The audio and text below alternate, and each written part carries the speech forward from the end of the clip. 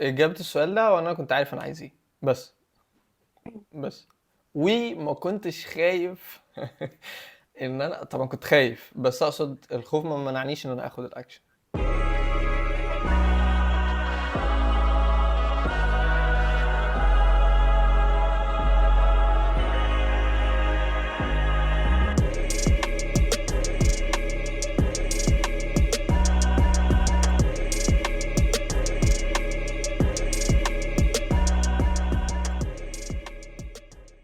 طيب، ايه بقى الحاجات اللي خلتك تسيب النيابة، وبعد كده الحاجات اللي خلتك يعني تسيب الصحة؟ عشان انا شايفة ان السويتش حصل بسرعة، يعني انت اخدت شهر واحد بس في الكارديو ثوراسيك، وبعد كده الصحة مش عارفة قعدت فيها قد ايه. يومين. حاسة برضو فكرة ان السرعة دي اصلا بقى، يعني حاسة كمان ان فكرة السرعة دي مهمة، او ان انت لما تدرك الحاجة تاخد ستيب عشان ما تتعطلش او ما تتأخرش قوي. اوكي. اجابة السؤال ده وانا كنت عارف انا عايز ايه. بس بس وما كنتش خايف ان انا طبعا كنت خايف، بس اقصد الخوف ما منعنيش ان انا اخد الاكشن. اوكي. اوكي. ان انا امشي ورا الحاجة اللي انا يعني قررت ان انا امشي فيها، او قررت ان انا عايز امشي فيها. حلو. فلما دخلت قبل ما ابتدي النيابة انا كنت عارف ان انا مش عايز اكمل في النيابة. طب مم. ليه بدأت؟ علشان اvalidate الفاكتس دي. يعني ايه؟ يعني اخد اكشن وبناء عليه هيجيلي انبوتس جديدة كده كده. من خلال الانبوتس دي هعرف اذا كان اللي كان في دماغي صح ولا غلط. بس عشان انا اوكي، فهمت. بري مايندد بيه. اوكي، يعني قبل ما ابتدي كنت عارف انه ال- التصور ده او الوضع ده مش ده اللي انا عايز اكمل فيه، واللي عايز اكمل فيه هو بصورة تانية. بس ستيل خدت الاكشن علشان افاليديت التصور اللي في دماغي. فطبعا لما ده بيبقى الوضع مش بتحتاجي وقت كتير عشان تعرفي اذا كان اللي حواليكي ده هو يعني ماتشنج مع اللي في دماغك، ولا في انبوتس جديده ما كنتيش عامله حسابك عليها جدت، فمحتاجه تاخدي يعني قرار مختلف عن اللي انت كنتي واخداه. في الحاله بتاعتي كان هو نفس القرار، فعشان كده ما محتاجتش وقت كتير يعني عشان اعمل السويتش حاسة ده. حاسه ان المفتاح هنا اصلا اللي هو السيلف اويرنس، او ان الشخص يكون عارف نفسه، او عارف هو عايز ايه بالظبط، او كل الحاجات دي عشان تبقى طبعا الدنيا اسهل بالنسبه له يعني. طبعا. وعشان برضو ما نكونش بنقول كلام فلافي وفي الهوا وملوش معنى. يعني ايه برضو سيلف اويرنس؟ او لان في ناس هتقولي طب انا يعني ايه، يعني ما اعرفش، انا مش عارف انا عايز ايه، او انا او في ناس مثلا متخيل ان دي حاجه جيفت، يعني الواحد في حد ممكن تبقى عنده وحد ما تبقاش عنده بالحظ او بالصدفه، او هو ذكي او وات ايفر. طبعا كل الكلام ده مش حقيقي.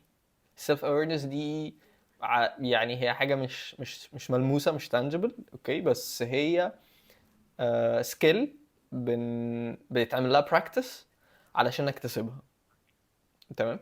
فالموضوع كله جاي واقف على ايه في الاخر؟ ان احنا نحط اكتف ايفورت فيها. يعني ايه اكتف؟ يعني انا اولا ابقى عارف ان دي مشكله محتاج ان انا اواجهها، وابتدي اشوف ايه الاكشنز اللي ممكن اعملها عشان اواجهها، وابتدي اخد الاكشنز دي. اوكي. هنا هبتدي اوكي. اكون السيلف اويرنس، واتس ا جيرني. مفيش حد بيبقى مفيش حد 100% سيلف اوير كده كده.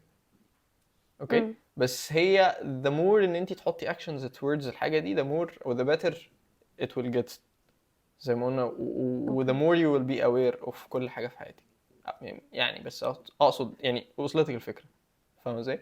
اوكي، فاهمك. وزي ما قلنا دي حاجه ما بتحصلش في يوم، ما بتحصلش في ليله. فمش هبقى انا قاعد في الكليه اللي هو مركز في الدراسه، واللي هو في مثلا اول ما اخلص ابتدي افكر. لا، هي ما بتحصلش كده. هي حاجه من day one. whenever بدأنا يعني نفكر عموما في الحاجات دي، محتاج ان انا احط الاكتيف effort ده فيها. طيب ايه بقى الاكشنز؟ يعني عشان برضو ما نبقاش بالظبط. اه. بنتكلم كلام في الهوا. اولا ان انا اتعلم. اوكي. يعني ايه؟